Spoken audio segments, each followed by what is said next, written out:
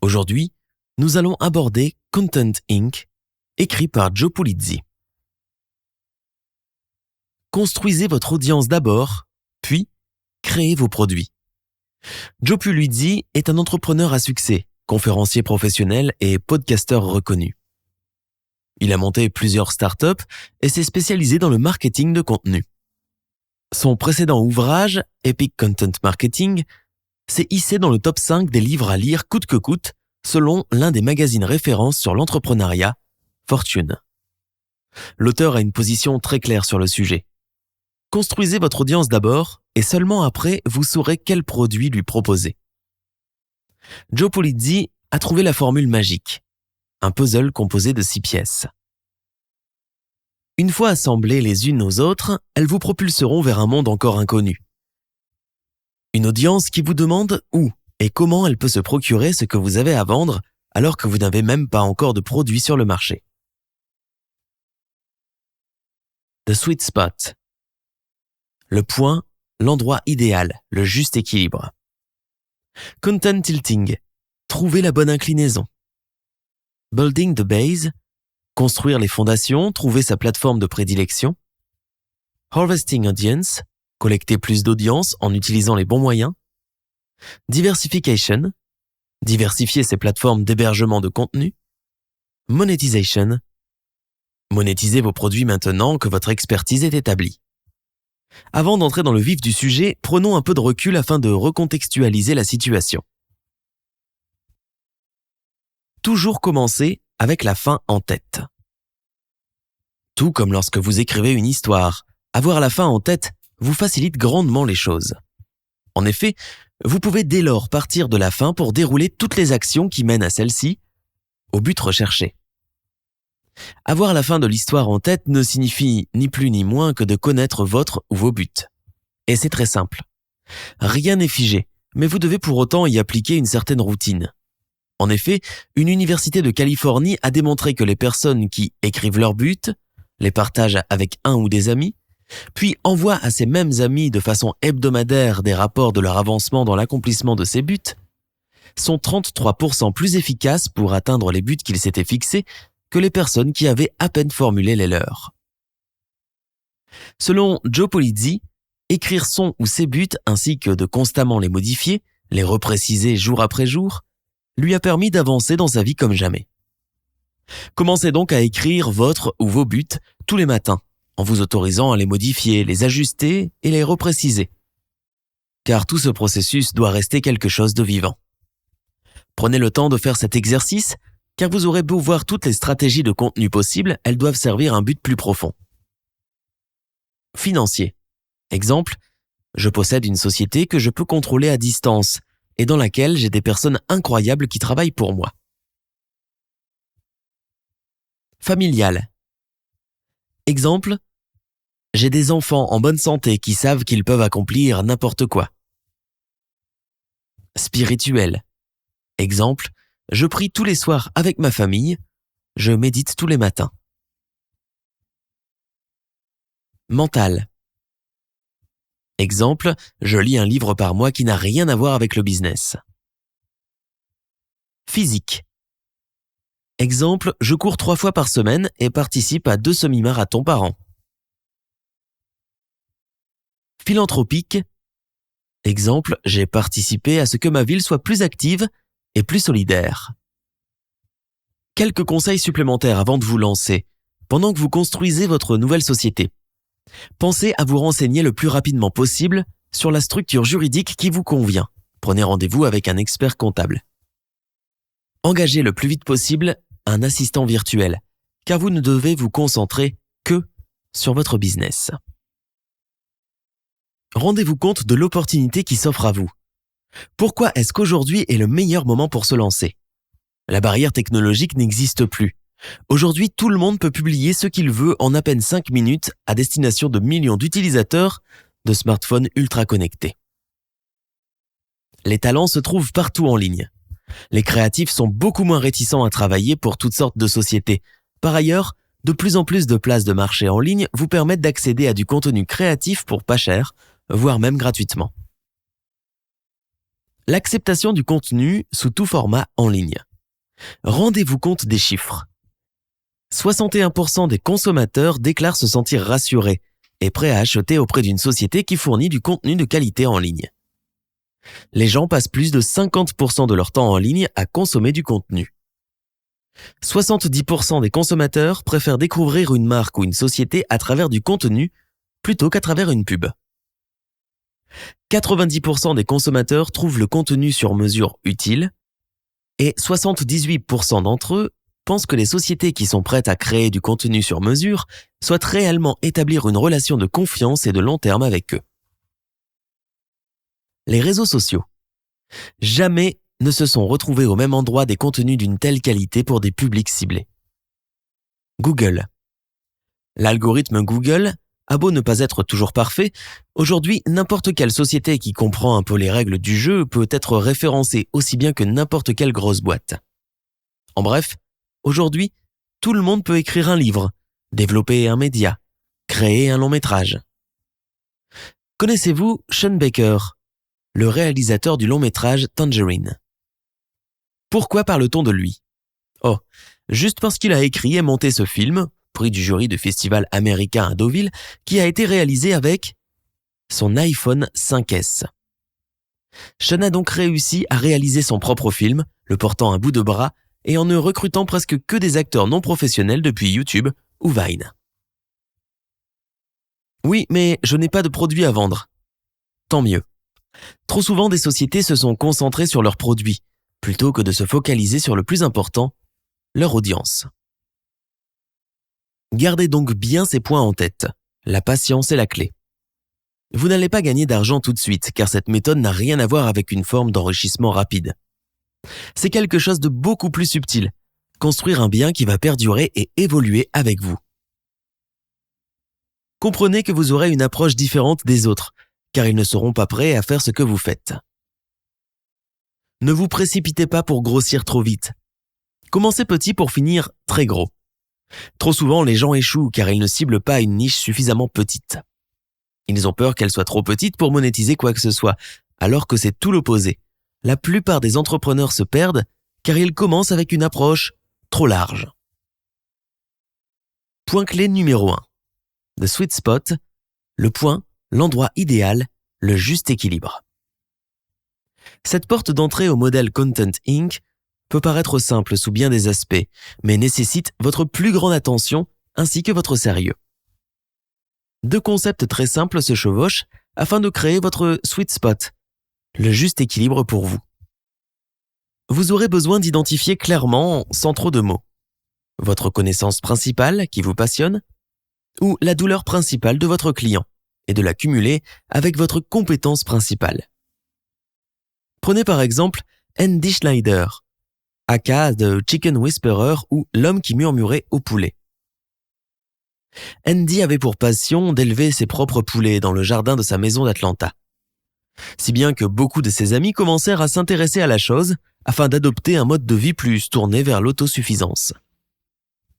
Andy se mit alors à vendre quelques poulets à des particuliers. Mais le fait est que beaucoup de ses clients revenaient vers lui afin d'avoir ses conseils sur certaines façons de procéder comme la nourriture, etc. Puisque presque tous ses clients n'étaient pas loin de l'arrêt de métro Atlanta, il décida d'organiser une rencontre une fois par mois afin que toutes les personnes intéressées par le sujet, ainsi que ses clients, puissent boire un verre et discuter de leur passion, l'élevage de poulets urbains. L'événement a si bien fonctionné que Andy a eu droit à un article dans un journal local et même un passage télé. Andy prit alors l'initiative de compiler tout son savoir-faire dans un magazine spécialisé qu'il créa et édita. Devant son succès, il se mit alors en tête d'ouvrir un site internet afin d'organiser une émission de radio spécifique sur le sujet, carton plein. Aujourd'hui, Andy est un homme comblé, qui ne vit et ne parle que de sa plus grande passion à travers différents médiums. 10 ans d'émissions radio spécialisées, toujours diffusées, pour un public de plus de 20 000 personnes par semaine, un magazine papier lu par plus de 60 000 personnes, des déplacements comme conférencier dans des salons spécifiques, le tout sponsorisé par un partenaire financier de confiance, une marque de nourriture pour animaux. Et maintenant, à vous de trouver votre sweet spot. Au regard de tous les sujets qui s'offrent à vous, au sein duquel avez-vous une véritable expertise?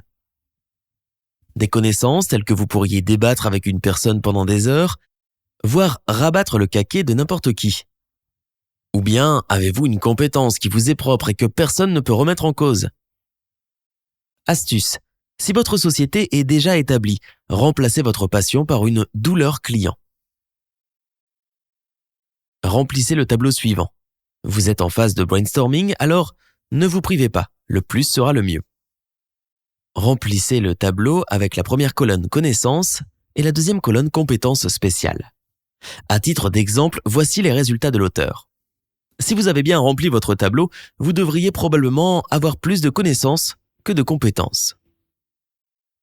Connaissances, les comédies musicales, les chansons de Billy Joel, la couleur orange, les équipes de sport Cleveland, les cartes de sport des années 80.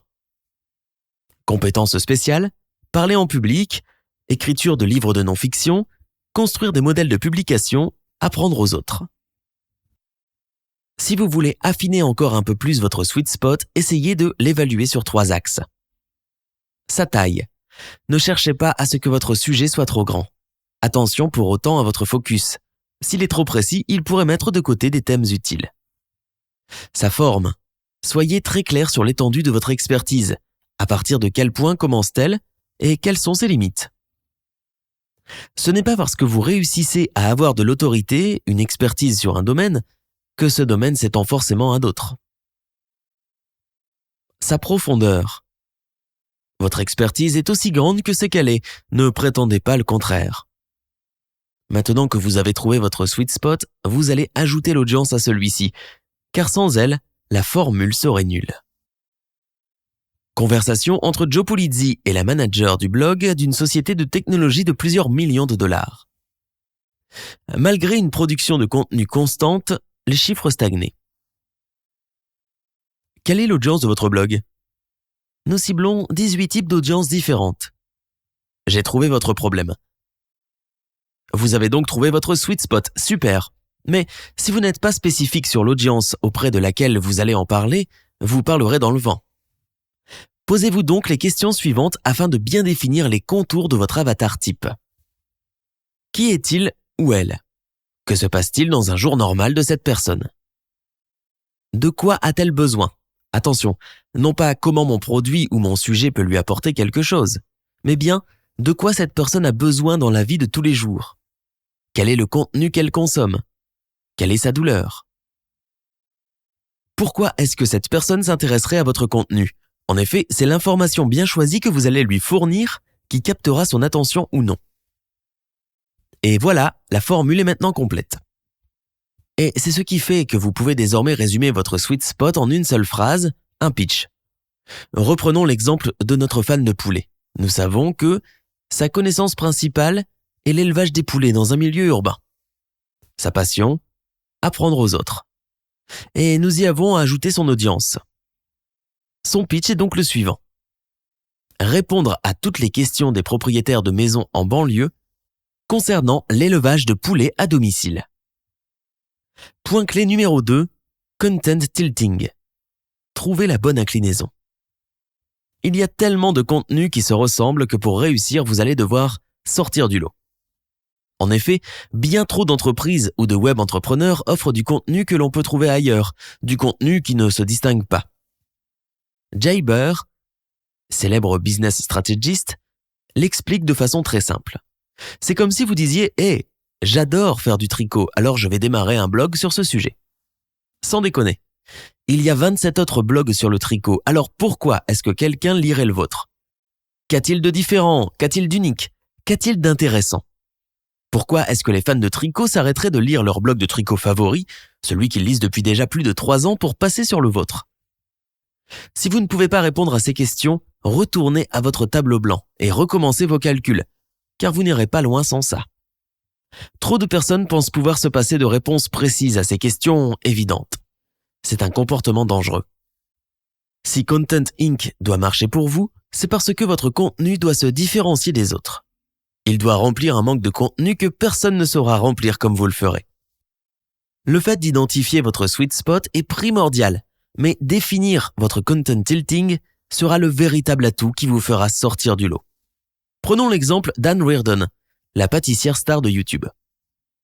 En 2011, en plein congé maternité, Anne recherchait une occupation en plus de l'éducation de son enfant. Elle lança alors le site How to Cook That. Comment cuisiner ça? Une recette de pâtisserie postée toutes les semaines ainsi que quelques vidéos en complément. Avant que sa priorité principale ne soit le fait de fonder une famille, Anne évoluait comme nutritionniste et chercheur en produits alimentaires. De plus, elle a toujours eu la passion de transmettre ses connaissances à d'autres personnes. Mais des sites internet et des pages YouTube sur la pâtisserie, vous devez vous dire qu'il en existe des tas, et vous n'avez pas tort. Mais ce qui a démarqué Anne a été le fait de se concentrer exclusivement sur des recettes impossibles. Faire un gâteau avec 5 kilos de sneakers. Un gâteau qui, une fois ouvert, avait le logo d'Instagram parfaitement représenté à l'intérieur. Elle a tellement tapé dans l'œil avec son contenu qu'une grande marque de produits ménagers lui a proposé de travailler sur la conception d'une ligne spéciale pâtisserie. Et pendant ce temps-là, elle développait sa propre application de partage de photos culinaires tout en touchant les royalties de ses vidéos YouTube, plus de 16 millions de vues. Vous devez dans tous les cas passer en mode bulldozer. Parce que si vous ne visez pas la première place, devenir la personne ressource de votre domaine, alors vous restez dans votre zone de confort et ce n'est pas là qu'arriveront les bonnes nouvelles. Et si tout votre contenu, votre contribution devait disparaître, votre audience se retrouverait-elle à faire face à une énorme perte de valeur? Serait-elle déçue de devoir se rabattre sur du contenu de moins bonne qualité où elle ne retrouvera plus votre patte unique? Si la réponse à ces questions est non, alors vous avez un problème. Aujourd'hui, il est de plus en plus difficile d'attirer l'attention des gens. Il vous faudra donc la mériter. Maintenant, jetez un œil aux buts que vous avez notés au tout début de ce résumé. Vous sentez-vous confortable quant au fait de les atteindre? Si oui, alors vous êtes dans la mauvaise direction. Vous vous dirigez vers du confortable, qui ne vous amènera que du « c'est déjà bien », sauf que le « c'est déjà bien » n'est pas suffisant. Si vous voulez que votre audience ait tellement besoin de votre contenu qu'elle en meure d'impatience et qu'il fasse partie intégrante de son quotidien, gardez ceci en tête. Vous devez toujours vous rappeler ces 4 mots. Quoi, comment, pourquoi, pour qui. Quoi, quel est votre produit, la meilleure enquête journalistique, les meilleurs tutos. Comment, le médium que vous utilisez. La vidéo, les posts sur un blog, un magazine papier, une chaîne YouTube. Pourquoi, c'est votre enjeu le plus grand. Vous devrez toujours fournir du contenu de qualité visant à aider votre lecteur, client, à s'améliorer en le lisant ou en le regardant. Une fois que vous aurez trouvé ce lien, c'est le jackpot. Pour qui? Y a-t-il des personnes spécifiques qui ne reçoivent pas une information clé qui pourrait leur être utile pour l'amélioration de leur travail? Votre contenu doit donc répondre à leurs attentes précises et vous devrez le faire mieux que personne. Vous devez définir clairement votre pourquoi. Vous pensiez pouvoir passer à côté, mais non. Tout comme votre pitch un peu plus haut, vous allez maintenant devoir décrire en quelques lignes le pourquoi de votre existence, ou celle de votre société, sur le terrain. Votre description devra contenir 3 points clés.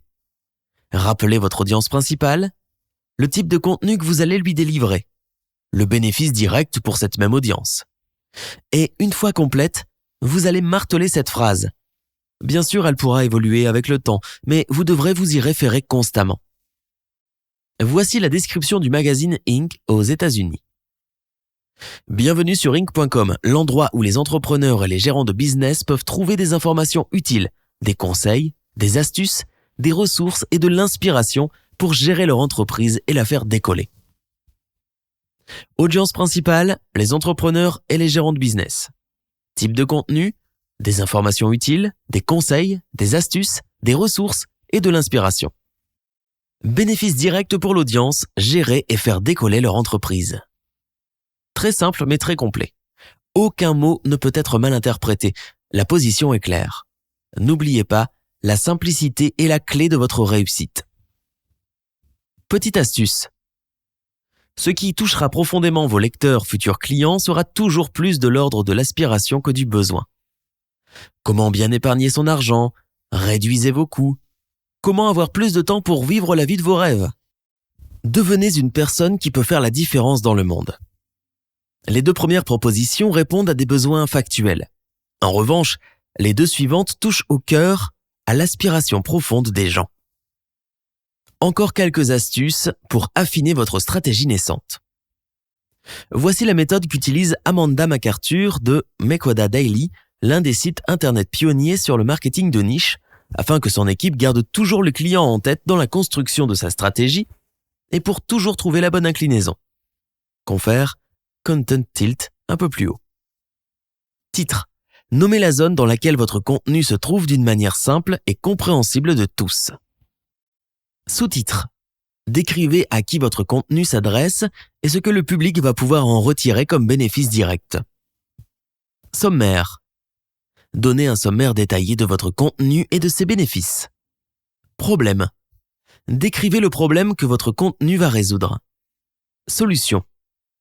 Décrivez comment votre contenu va apporter une solution à ce problème de façon élégante et singulière. Citation de vous. Une citation de vous ou de l'un de vos employés qui vante les mérites de l'approche. Comment commencer? Décrivez à quel point il est simple de commencer grâce aux premières étapes de votre solution. Citation de l'un de vos clients. Écrivez une citation de l'un de vos clients potentiels qui explique l'expérience ressentie et les bénéfices perçus. Fermeture plus appel à l'action. Refermez ce volet et surtout indiquez au lecteur la prochaine étape de façon précise. Plus d'infos ici, achat du programme là, etc. Que cet exercice soit fictif ou bien que vous le mettiez tout de suite en place comme une page de vente, prenez le temps de le faire et de vous poser les bonnes questions en écrivant toujours du point de vue de votre lecteur client et de ses attentes. Google Trends. Vous l'avez lu et relu. Vous ne pouvez pas passer à côté de cet outil de surveillance gratuit que Google met à votre disposition.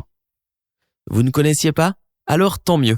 Vous allez sur Google Trends, créez un compte et commencez à entrer des mots-clés spécifiques liés à votre niche. Confère Sweet Spot plus haut. Et vous avez sous vos yeux le moyen de vous démarquer, de trouver la bonne inclinaison, comme nous le voyons tout à l'heure dans la section Content Tilting. Reprenons notre exemple précédent du tricot. Vous ouvrez Google Trends, vous tapez tricot dans la barre de recherche. Ah, vous réalisez que cette recherche n'est pas si populaire que ça. En revanche, chose intéressante, dans les recherches associées, vous découvrez que le tricot à base de loom, petit élastique de toutes les couleurs, a pris une réelle ampleur, que c'est une tendance forte. En 2014, plus 450% de recherche, tout comme tricoter pour les débutants, plus 190%. Grâce à ces précieuses informations, vous avez trouvé un angle plus intéressant que de simplement apprendre le tricot aux autres. C'est donc un avantage concurrentiel. De plus, un site internet du nom de Ravelry, réseau social dédié au tricot, a fait un record de recherche dans la rubrique « Sujets associés », colonne de gauche. Rendez-vous compte, vous avez la chance de pouvoir étudier la stratégie de l'un de vos concurrents principaux et de constater la place qu'il occupe et la spécificité qu'il apporte sur votre niche. Ne passez pas à côté de ces précieuses informations. De plus, Joe Pulizzi précise qu'il ne le mentionne même pas comme stratégie à part entière, car pour lui, cet acte semble évident. Demandez directement à vos clients. Posez-leur des questions en ce qui concerne leurs attentes, leurs envies de contenu, de formation, de produits, de services. Soyez pragmatique dans votre approche. Testez, comprenez les statistiques générées par la consommation de vos contenus et réajustez-les. Vous pouvez très bien tester vos contenus afin de savoir quelles modifications impactent le plus l'engagement de votre audience. Alors ne vous concentrez plus que sur ce modèle jusqu'à le tester en face d'un autre ou y apporter quelques légères modifications. Une fois votre angle trouvé, n'hésitez pas à vous amuser avec et à essayer des choses, car c'est à ce moment-là que viennent les meilleures idées. Vous pourriez avoir le bon angle avec votre loupe, mais peut-être pas celui qui mettra le feu au morceau de bois posé devant vous. Battez-vous. Il est important d'insister sur ce point. Hebdomadairement, fixez-vous des deadlines. Battez-vous, donnez-vous à fond dans la création de contenu. C'est seulement à ce prix-là que vous pourrez voir émerger des préférences, des pépites, des signes qu'une potentielle niche, encore plus précise, se cachait dans votre choix initial, et que ce sujet, et pas un autre, intéresse fortement vos lecteurs clients. Mais pour ça, vous devez passer en mode production massive de contenu. Point clé numéro 3. Building the base. Construire les fondations trouver sa plateforme de prédilection. Il vous faut maintenant choisir votre plateforme de prédilection car comment diffuser votre stratégie de contenu si vous n'avez pas le récipient adéquat? Wall Street Journal, journal papier. Time, magazine papier. TED Talks, événements physiques. ESPN, chaîne câblée. Huffington Post, magazine en ligne. Tous ces exemples servent à vous montrer que la forme est aussi importante que le fond. Dans quel vaisseau allez-vous faire voyager votre contenu? Vous avez tellement de possibilités aujourd'hui. Avant tout, vous devez savoir comment vous voulez raconter votre histoire. Plutôt à l'écrit, en vidéo, à l'audio, en personne? Posez-vous ces deux questions liées à deux besoins essentiels. Quel médium me donne l'opportunité d'atteindre mon audience ciblée? Capacité à attirer l'attention. Quel médium me permet d'avoir le plus de contrôle sur la présentation de mon contenu ainsi que sur la construction de mon audience? Capacité à contrôler l'information. Gardez tout de même bien en tête ceci. Si vous décidez de vous lancer à 100% dans les réseaux sociaux, vous n'aurez pas le plein contrôle. Si tout se passe bien, tant mieux, mais s'il décide de stopper votre connexion. Donc pensez bien à assurer vos arrières et gardez le contrôle sur votre contenu. Il est aujourd'hui si facile de créer son propre site internet. Alors au boulot, passons tout ça dans le mode concret. Mais comment faire si vous n'avez toujours pas d'idée précise de contenu? Eh bien, mettez-vous au travail. Mais attention, le travail ne signifie pas vous mettre derrière votre PC portable et attendre que l'inspiration vienne vous trouver. Il y a bien d'autres manières de procéder. Faire un audit du contenu présent en ligne, sur papier ou lors d'événements. Regardez, lisez, écoutez du contenu sur votre sujet et écrivez 50 questions, ni plus ni moins, que vos futurs lecteurs clients pourraient se poser. À ce stade, il n'y a pas de mauvaise idée, mais si vous n'arrivez pas à sortir vos 50 questions, c'est que vous n'avez pas essayé assez fort.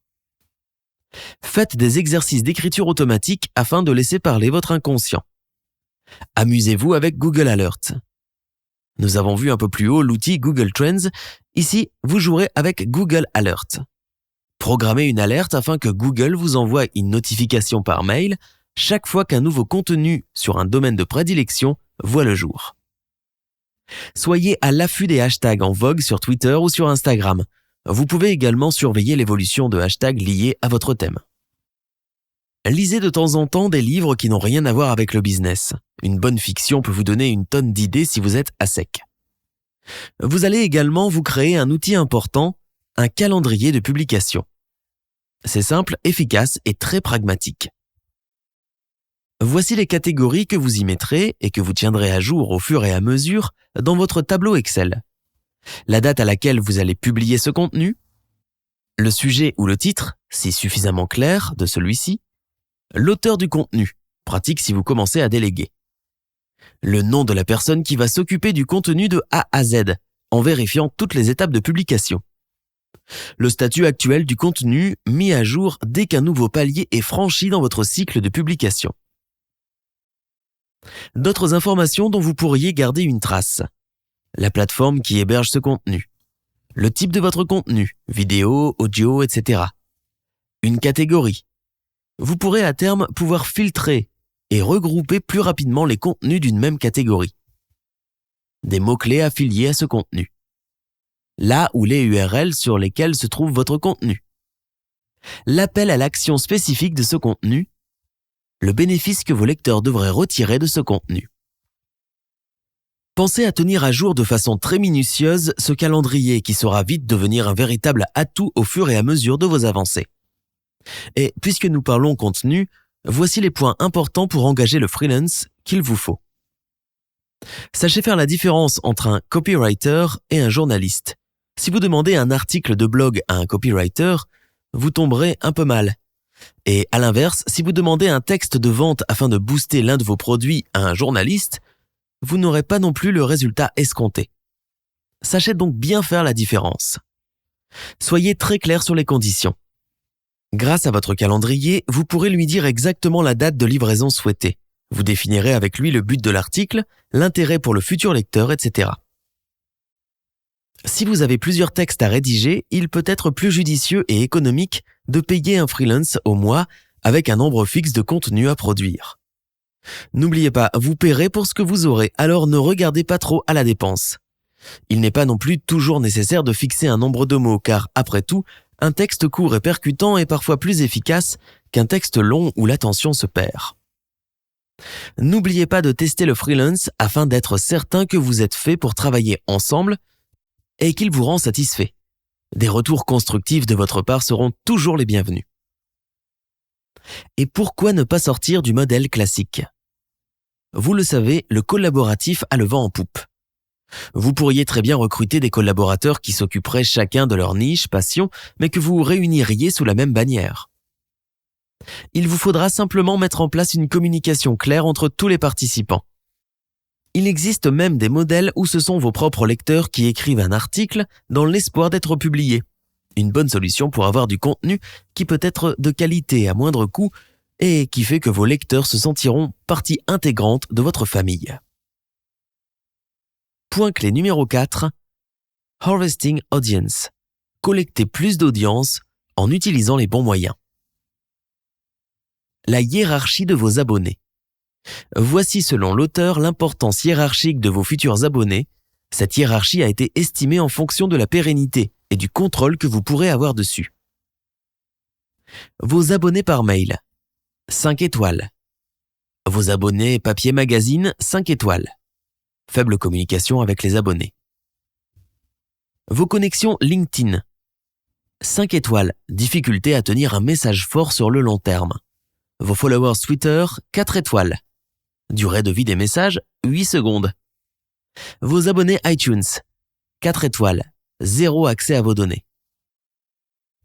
Vos abonnés Medium, Tumblr, Instagram, Pinterest, 3 étoiles. Contrôle plus faible à la guise de vos abonnés. Vos abonnés YouTube, 2 étoiles. Contenu non mis en avant si pas assez d'engagement. Vos fans Facebook, 1 étoile. Besoin de contenu viral très fort pour faire la différence. Puisque ce groupe d'abonnés est classé numéro 1, il est clair que vous ne pouvez pas ne pas avoir une offre d'abonnement à une newsletter. Ne tient qu'à vous de la rendre attractive et pourquoi pas tendance. Un appel à l'action pour recevoir vos mails, en bas d'article de votre site par exemple, semble encore aujourd'hui un minimum.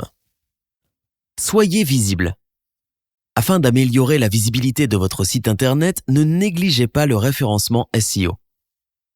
Quelques astuces pour augmenter rapidement la visibilité de votre site. Ne négligez pas les échanges de bons procédés. J'héberge ton article sur mon blog, tu fais de même sur le tien. Et soyez inventifs afin de créer des ponts ou des manières de faire qui n'ont pas encore été réalisées. Pensez au partenariat avec des marques. Dans un premier temps, ne sous-estimez pas la puissance de traction de l'acquisition de trafic payant. Google AdWords, Facebook Ads, Instagram Ads, etc. Vous faire connaître de la presse papier ou en ligne. C'est encore plus vrai aujourd'hui, ne sous-estimez pas la puissance du marketing d'influence. Voici quelques points importants pour réussir votre campagne avec un influenceur. Vous ne devriez pas avoir plus de 5 à 10 influenceurs au total. Choisissez votre ou vos influenceurs avec soin et regardez l'audience qui l'impacte. Cette audience devrait être proche de la vôtre, sinon vous n'avez pas d'intérêt à vous lancer. Si vous n'avez pas un véritable budget à allouer au marketing d'influence, voici une manière d'attirer leur attention. Repérez 5 à 10 influenceurs. Pendant un mois, partagez 1 fois par jour un de leurs contenus qui est pertinent pour votre audience. Glissez dans vos publications du contenu qui vous est propre, informatif comme e-book et autres, mais pas de produits à vendre à ce stade, afin que l'influenceur puisse comprendre la logique de la connexion qu'il est possible de faire entre vous deux. Vers la fin du mois, glissez en plus du contenu de l'influenceur l'une de vos offres payantes. Comment passer au stade suivant ? Voici une liste non exhaustive des actions que vous pourriez mener ensemble. Co-créer du contenu. Qu'il ou elle crée du contenu exclusivement pour votre plateforme. Demandez à ce qu'il ou elle partage votre contenu sur sa plateforme. Demandez à pouvoir citer une partie de son contenu pour enrichir le vôtre. Le ou la faire parler à un événement sur scène. Avoir la permission de partager son contenu dans le vôtre. Demandez à ce qu'il ou elle écrive un article ou autre en tant qu'invité sur votre plateforme. Demandez à ce qu'il ou elle soit un invité dans l'un de vos podcasts. Attention, Joe Pulizzi insiste énormément sur ce point que nous avons vu un peu plus haut, choisissez bien votre plateforme de prédilection. Donc attention à 1. Ne pas publier le même contenu sur toutes les plateformes existantes. C'est le meilleur moyen d'énerver votre audience. 2. Trouvez la plateforme qui regroupe la plus grande partie de votre audience potentielle. 3. Communiquez sur telle ou telle plateforme avec du contenu de qualité et en respectant la forme qui fonctionne le mieux, ou que votre audience préfère consommer. 4. Ne pas ouvrir un nouveau compte sur une plateforme sans savoir à l'avance quelle y sera votre stratégie précise et planifiée de communication. 5. Ce n'est pas parce que vous faites une utilisation multiple du même contenu, de façon différente, que vous ne devez pas en poster du nouveau tous les jours. Point clé numéro 5, diversification. Diversifier ses plateformes d'hébergement de contenu. Votre audience s'agrandit. Il est temps de faire passer votre stratégie Content Inc. au niveau supérieur. Voici donc le modèle 3+3. Devinette. Quelles sont les 3 premières stratégies les plus efficaces qu'un entrepreneur puisse mettre en place pour construire une marque florissante à son nom? Réponse: un blog, un livre, devenir conférencier. Pour ce qui concerne le blog, nous en avons assez parlé tout au long de ce résumé. Alors, attaquons-nous au livre. Quels sont les points clés pour construire son propre livre? 1. En passant en revue votre production passée ou vos notes accumulées, vous aurez sûrement un coup d'avance, une vague idée. 2. Passez en revue votre blog. La méthode du blog au livre est très efficace, car avec vos 6 derniers mois de poste, vous avez presque la moitié d'un ouvrage. C'est du contenu brut, il ne reste plus qu'à le mettre en forme. 3. Pensez à créer ce livre à plusieurs. Si vous avez dans votre entourage un autre entrepreneur qui n'est pas un concurrent, mais qui s'adresse à la même audience que la vôtre d'une manière différente, pourquoi ne pas mettre vos forces en commun? 4. Faites-vous financer. De façon quasi certaine, il y a des acteurs de la même branche que la vôtre qui n'ont pas fait ce travail. Pourquoi ne pas les approcher puisque le contenu de votre livre servira les deux parties? 5. Bien évidemment, identifiez clairement ce que vos lecteurs tireront de ce livre. 6. Demandez à des influenceurs s'ils peuvent faire partie de votre livre, s'ils sont d'accord pour vous offrir les droits d'une partie de leur contenu, ou encore si leur biographie et l'explication de leur succès peuvent y figurer. C'est du travail en moins et du contenu en plus. 7. Envisagez que quelqu'un écrive le livre à votre place. C'est vrai, ce n'est peut-être pas votre fort et des gens sont prêts à le faire en votre nom. Attention, tout service se paie et celui-ci n'est pas le moins cher. 8. Faites-vous relire par un éditeur. C'est crucial. Et comment devenir conférencier? Votre blog, site est votre premier atout, le premier lien sur lequel les programmateurs d'événements vont se rendre. Vous devriez d'ailleurs avoir une section sur ce même blog, site, qui spécifie que vous êtes conférencier. Sur celle-ci, les organisateurs pourront trouver des photos et ou une vidéo qui vous montre en action, qui montre votre personnalité sur scène. Si vous n'avez jamais fait de conférence, enregistrez une vidéo de vous en train de parler de votre sujet comme vous le feriez sur scène. Ayez une différence qui attire l'œil, une sorte d'hameçon. Pour Joe Pulizzi, par exemple, c'est la couleur orange qui le distingue des autres chaque fois qu'il monte sur scène. Vous devez être capable de pitcher ce que vous faites, dans quel domaine, la solution que vous apportez, etc., le temps d'un trajet d'ascenseur. Vous allez maintenant vous créer une liste d'événements auxquels vous souhaitez absolument contribuer. Ensuite, contactez chacun d'entre eux de la manière la plus appropriée qu'il soit, un email en bonne et due forme, qui montre que vous vous êtes renseigné sur l'événement puisque vous proposerez même le timing de votre intervention, le moment où vous pourriez intervenir au regard du planning, votre sujet qui irait bien et servirait de bonne transition entre les sujets précédents et suivants, etc. De plus, précisez directement vos conditions. Mais quelles sont les 3 dernières stratégies du modèle? Le digital, le print, l'événement physique. Le digital consiste à occuper tout l'espace possible sur le net grâce à différentes plateformes, voire tout au long du résumé. Mais le print est-il vraiment mort? Si vous lisez la version imprimée de ce résumé, le fait est que non. À l'ère du numérique, il y a encore de l'audience qui aime bien ce format. Le magazine est un objet que vous pourrez véritablement personnaliser. L'impact de recevoir un magazine chez soi est encore très puissant. Vous voulez que votre audience prenne le temps de le lire.